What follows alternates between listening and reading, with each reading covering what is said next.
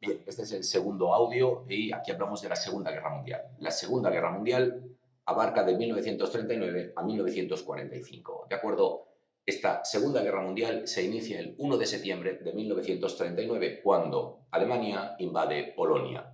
Va a enfrentar a dos grandes bloques de países. Posteriormente se van a incorporar más países, ¿de acuerdo? Pero en origen pelean las potencias del eje contra los aliados. Las potencias del eje son Alemania, Italia y Japón. Los aliados son el Reino Unido, Francia, la URSS y, posteriormente, Estados Unidos. ¿De acuerdo? Estados Unidos entrará en la guerra como respuesta al ataque japonés a la base militar de Pearl Harbor, ¿de acuerdo? El 7 de diciembre del 41.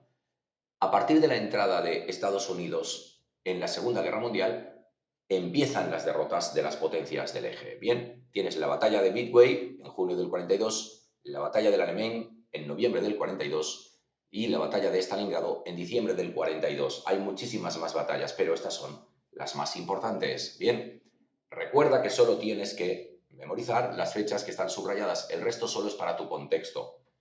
A medida que se van sucediendo las derrotas alemanas en el continente, empieza a plantearse la necesidad de que haya un desembarco aliado en algún lugar de Francia. Finalmente, el desembarco se va a producir en Normandía en junio del 44. Eso supone el inicio de lo que se llama la liberación de Europa. Sí, Francia va siendo liberada y ahí se van acercando todo lo más posible hacia Alemania.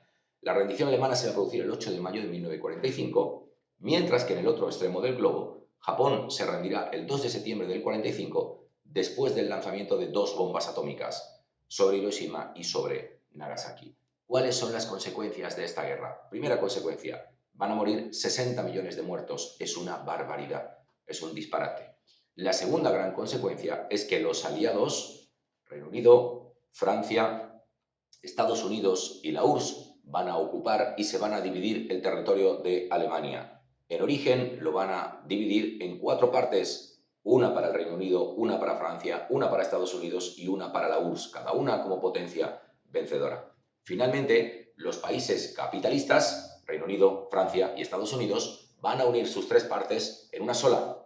Bien, y esa va a ser la República Federal de Alemania, mientras que la URSS va a fundar la República Democrática Alemana. Como te dije en clase, cuando yo nací y yo estudiaba en la secundaria, Alemania eran dos países diferentes. Ahora Alemania es uno solo porque ya se reunificó.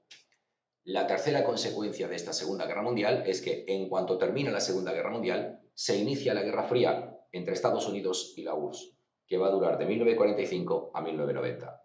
Se le llama la Guerra Fría porque en realidad entre ellos nunca van a combatir, no va a haber combates entre tropas estadounidenses contra tropas rusas en ningún punto del planeta.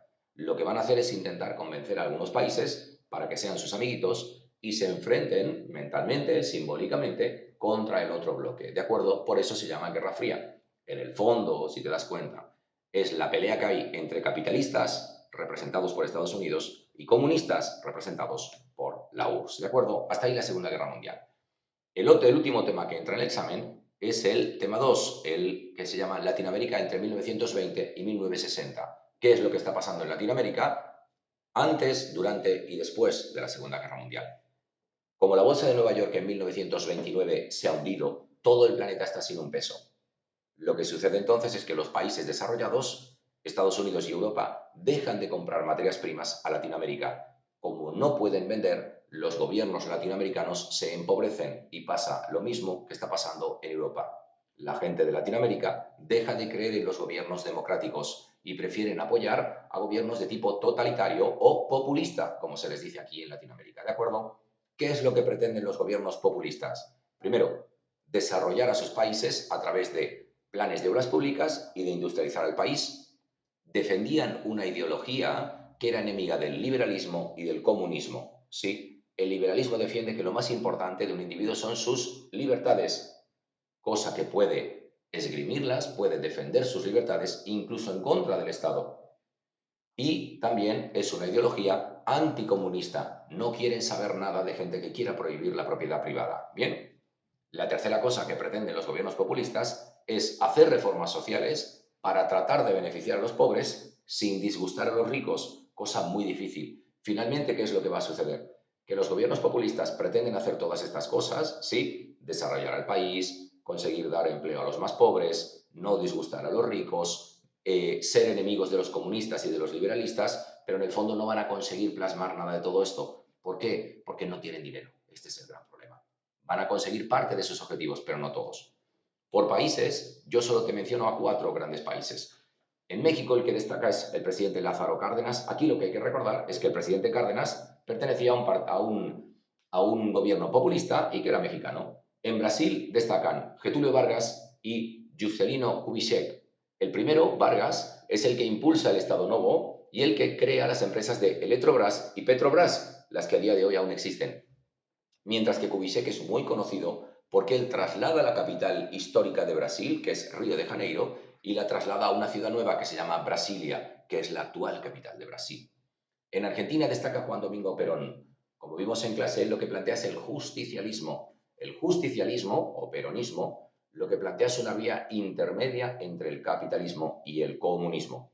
Y lo que plantea es que el Estado tiene que reinvertir todos los beneficios que tiene en su propio país, en su propio territorio. Para que esto funcione, el Estado tiene que vender un montón al extranjero. Mientras Europa está siendo destruida en la Segunda Guerra Mundial, este plan funciona porque Argentina tiene muchísimo dinero. Cuando Europa se recupera después de la Segunda Guerra Mundial, este plan se hunde porque Argentina ya no vende productos agrícolas a Europa, puesto que Europa ya puede producirlos. A partir de ahí, este modelo simplemente se derrumba. Finalmente, los gobiernos populistas no consiguen impulsar el crecimiento, hay muchísima pobreza, la gente está muy disgustada y hay un montón de movimientos revolucionarios. Yo solo te destaqué uno, el de la Revolución Cubana. ¿Qué ha sucedido? En Cuba gobernaba un dictador, Batista, que era muy amigo de Estados Unidos. La gente siente rabia en Cuba por Estados Unidos porque entienden que son pobres por culpa de Estados Unidos. En realidad no es así, pero la gente está un poco enfadada porque entiende que Estados Unidos apoya a Batista, que es el dictador, por tanto no nos permite desarrollarnos. Finalmente, Fidel Castro y Ernesto Guevara lanzan una revolución, la Revolución Cubana, y son capaces de expulsar a Batista en el año 59. Desde el 59 hasta el 2023, Cuba sigue siendo un Estado comunista. ¿De acuerdo? Bien, hasta aquí es hasta donde llega nuestro examen. Chao, chao.